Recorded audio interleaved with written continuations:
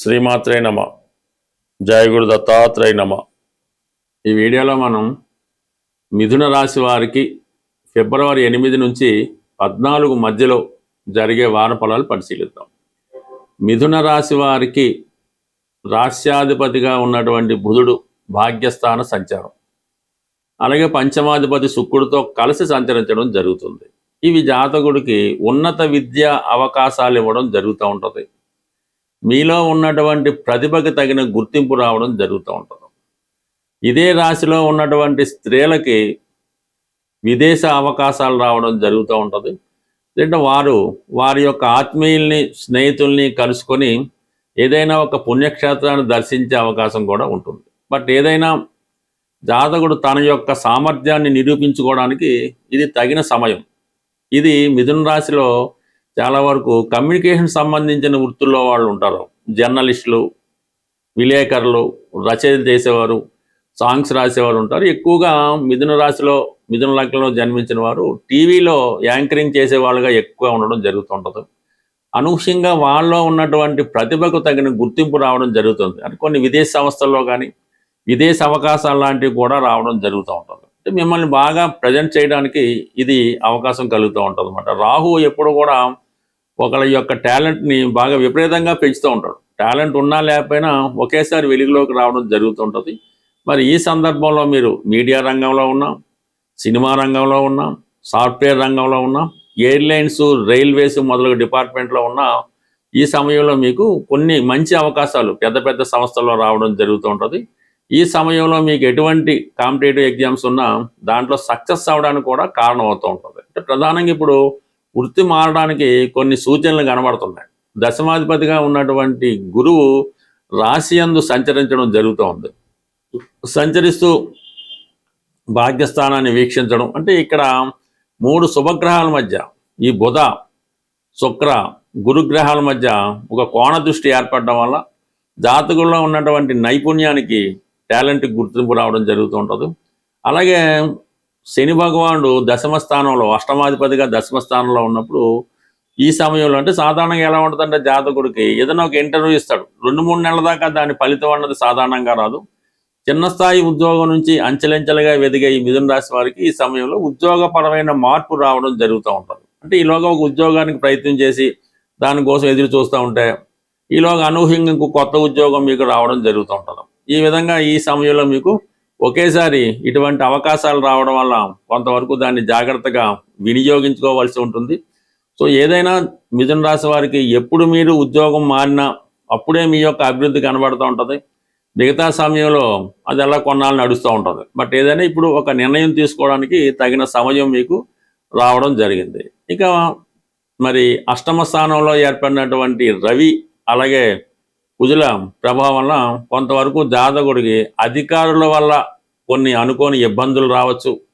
అలాగే మీరు ఎంత కష్టపడినప్పుడు కూడా ఏదో ఒక పొరపాటు వల్ల మీ మీద నిందారోపణ లాంటి వృత్తిపరంగా వచ్చే అవకాశం ఉంది. మరి కొంతమంది ఒకదైనా ప్రయాణాలు చేస్తున్నప్పుడు, అలాగే ప్రమాదకర వృత్తిలో ఉన్నప్పుడు కొంత జాగ్రత్తగా ఈ వారం వ్యవహరించడం అన్నది మంచిది. అయితే ఒక విధంగా ఒక మంచి విపరీత రాజయోగం లాంటిది ఏర్పడడం వల్ల జాతకుడు తన సామర్థ్యాన్ని ఎంత బాగా టాలెంట్గా ఉపయోగించుకుంటే ఈ సమయంలో అంత ప్రతిభ మీకు కలిగే అవకాశం ఉంది.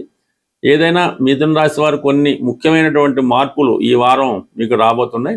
అలాగే వివాహ సంబంధించిన విషయంలో కూడా సందిగ్ధత లేకుండా ఈ సమయంలో మీరు ఏదైనా ఒక నిర్ణయానికి రావడం వల్ల ఇది పెళ్లి సంబంధాల విషయంలో ఒక ఖచ్చితమైనటువంటి నిర్ణయానికి రావడం, అది వివాహానికి ముహూర్తాలు వగైరా వగైరా ఫిక్స్ చేసుకోవడానికి కూడా చాలా వరకు ఉంది. బట్ ఏదైనా ఈ మిథున రాశి వారికి ఈ గురువు రాశిలో ఉన్నంత వరకు కూడా ప్రతిదీ కూడా 1-2 సార్లు ప్రయత్నం చేయవలసి ఉంటుంది.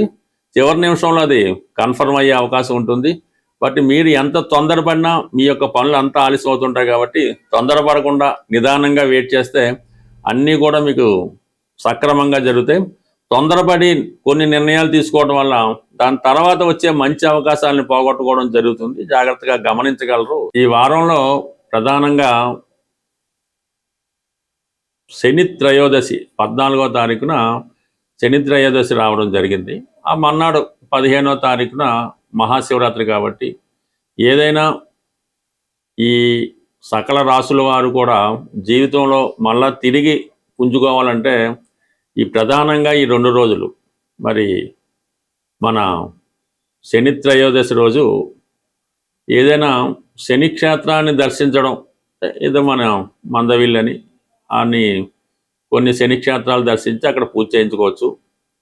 లేని పక్షంలో ప్రధానంగా శివాలయంలో ఉన్నటువంటి నవగ్రహాల్లో ఉన్నటువంటి శని భగవానుడికి అక్కడ ఉన్నటువంటి పంతులు గారి ద్వారా కంప్లీట్గా మీరు మరి విధి విధానంగా శని భగవానుడికి తైలాభిషేకం చేసి చక్కగా ఈ తైలాభిషేకం జరిగిన తర్వాత ఆ ప్రధాన దేవాలయంలో ఉన్నటువంటి పరమశివుని కూడా దర్శించుకొని ఆ రోజు కంపల్సరీగా మీరు అంటే చాలాసార్లు చెప్పినప్పటికి కూడా కొత్త వారి కోసం ఆయిల్తో చేసిన పదార్థాలు ఏమీ తినకూడదు.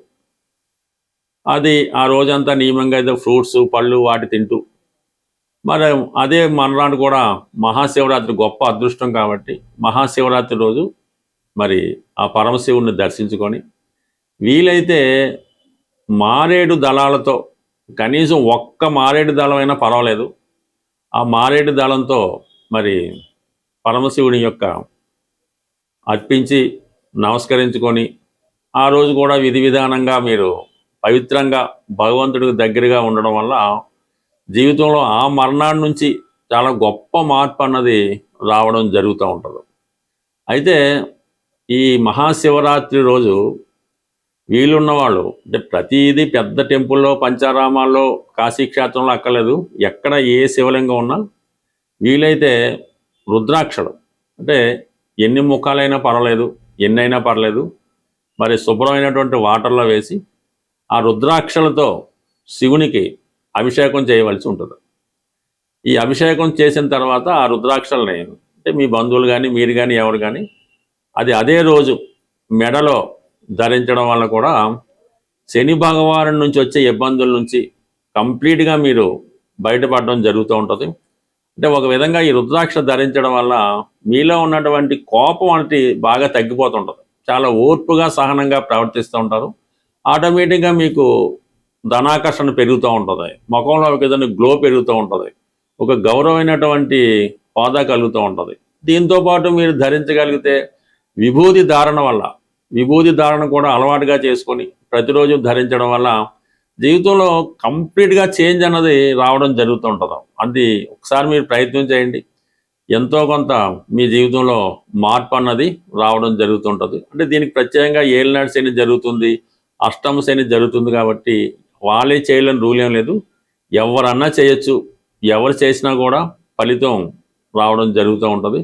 బట్ ఏదైనా నమ్మకంతో ఎంత చిన్నగా అయినా ఎంత చిన్న దేవాలయంలో చూసినా ఆ ఫలితం వస్తుంది తప్ప పర్టికులర్గా అక్కడికే వెళ్ళాలి, ఆ క్షేత్రమే దర్శించాలి అని ఏం పెట్టుకోవద్దు.